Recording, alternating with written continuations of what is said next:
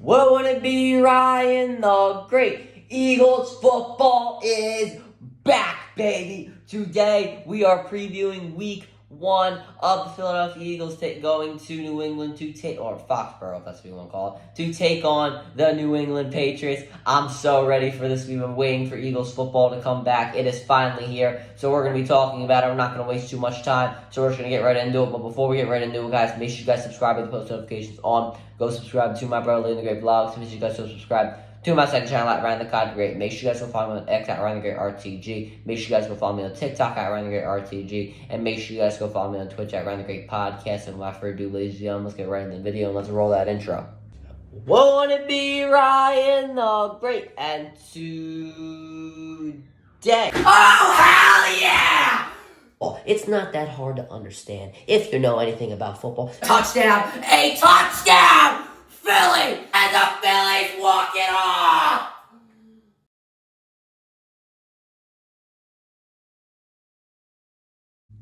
Alright, let's get right into it. So starting off, we always start off with the Eagles' offense and their quarterback position. Also, it's changed to this year. We're not going to include the other team and how they can win. I just feel like it's a waste of time and nobody really cares other than the Eagles.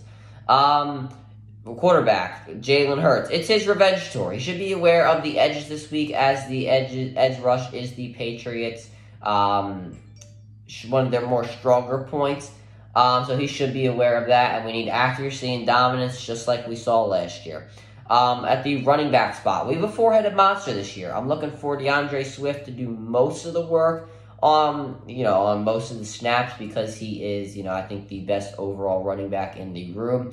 Rashad Penny, I do believe he should be in for RPO plays as he is not really much of a pass threat as much as Scott, Swift, and Gainwell. Speaking of Gainwell, he should be in for passing plays as he out of these three that I'm mentioning, he is the best blocker. He should be getting wide from Jalen if he does line up in the shotgun to avoid Matthew Judon, who I would assume is lining up on the left side with Jordan Mailata, so let's be aware of that there. At the wide receiver spot, I would think A.J. Brown isn't going to be double-teamed too often because the Patriots do have a strong secondary. However, this is A.J. Brown, and the Patriots do not have a top 5 corner. I doubt they put Christian Gonzalez on him, as that will probably be reserved for Devontae Smith. I don't assume they would want to put Christian Gonzalez on him, as that would be a pretty big task for his first game. But Devontae Smith is also a pretty big task as well. Devontae Smith making that barely making that top 100 players list this season. He should remain within 10 yards on his routes, in my opinion, because Gonzalez's coverage downfield and his aggression downfield is something to take note. It's very, very good, and I don't really want to get messed up with that. I don't think much attention will be paid to Zacchaeus, and I am paying attention to him because I expected some pretty big things from him this year. And with him trying to take Quez Watkins' job and all, who I have no faith in whatsoever, I'm looking for Zacchaeus. I'm looking for him to get the ball this week. I hope Jalen can get the ball to him this week. Hopefully they have some chemistry going. Haven't been heard of too much of that in the offseason, but hopefully he can get the ball to him. At the tight end spot, we all know what Goddard can do. He can catch, he can block, but I'm very interested to see what Jack Stoll can do this season, as he has some good blocks in the preseason, and I'm looking forward to see how he is involved this week. For the offensive line, the tackles, they had their work cut out for them. I would assume Judon would rush on Mailata's side, as I mentioned earlier, that being Jalen's blind side, so we might want to have some linemen swing, preferably Kelsey, to take out Judon and any other linebackers on running plays. On passing plays, maybe we would want to move Jalen out of the pocket to the right side, but we'd also would want to make sure that we have a blocker for Judon, just in case he does get around edge, because I wouldn't assume Jalen is worrying about his blind side if he's getting out of the pocket on his right side. So, yeah. For the defense, we're going to start off with the defensive line. If this is a game where the Philly Dogs want to show that they are legit, this is the time to do it, as this team is going to try to run the ball down our throats, which means we need Jalen Carter to step up. I have confidence in him. My only concern is Jordan Davis. He's not going to be double-teamed this year, as Jalen Carter is now there and is one of the strongest guys, it seems to be, in the NFL. So he has to be a presence, right? I would hope so. I'm not so sure. But anyway, I think that we will not see too much action from the edge rushers, that being Hassan Reddick, Brandon Graham, Josh Sweat. You guys know the drill. Maybe a pinch to, try and take out the rush in the middle. I would hope that's what they would do. Since the Patriots are more, once again, a offense that, run the ball up the gut. At the linebacker position, I'm not really so sure what to expect, but what I do know is that Stevenson or Elliott breaks through that defensive line. Cunningham and Nakobe Dean should be there to make the tackle. I have a lot of confidence in Nakobe Dean that even if they do get around edge, that he should be able to take the running back or receiver or whoever out, because he does a good job of making tackles in the backfield, not letting guys getting too many yards.